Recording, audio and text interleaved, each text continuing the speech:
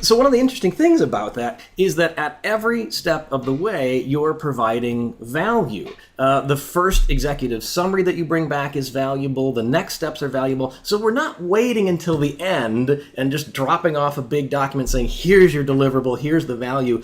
Every step of the way, we're giving something valuable. We're giving something that's important.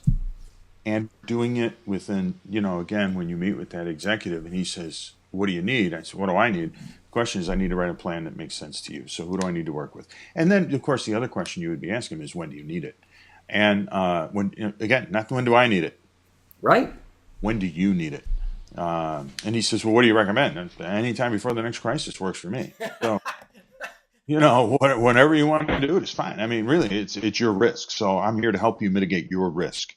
So you tell me what time frame works for you. So that's good. And so not only are you delivering value along the way, but also then you're giving them the decisions. And they're executives, so they're used to that. But you're empowering them to say, look, the plan could be this big or it could be this big. We can do it tomorrow. We can do it in a year. We can do something. We can do nothing. You tell me. What I'm telling you here, sort of in this second meeting or somewhere early on in the process, is saying, look, this is what your people are telling me. We have these kinds of risks.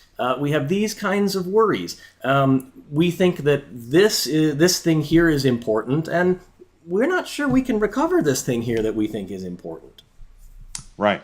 And now that we've identified that, we say to them, now we're looking at a question of, what are you going to do about it?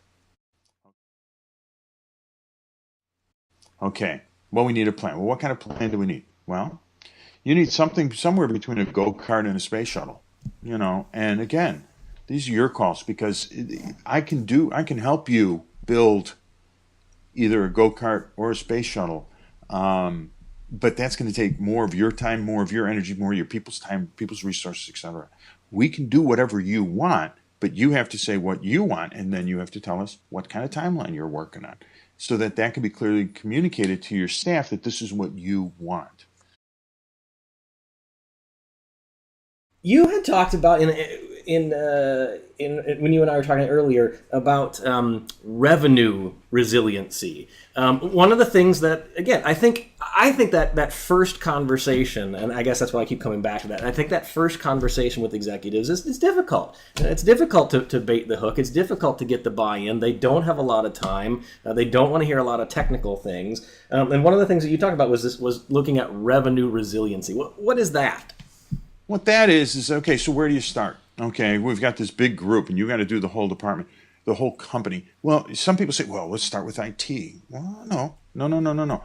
Let's follow the cash. So you go to your CEO or whoever hired you, and you just say, look, which department makes the most money?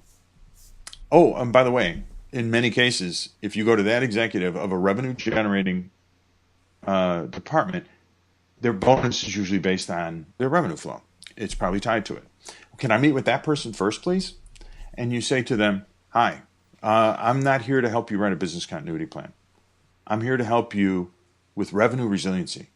I want to make sure that you hit your numbers this year no matter what happens. Even if there's a fire in the building, even if half your staff goes out sick, even if your key vendor up and quits, or they have a disaster and they can't support you because their DR plan is poopy. I'm here to help make sure that your revenue stream continues and you make your numbers this year. Do you want my help?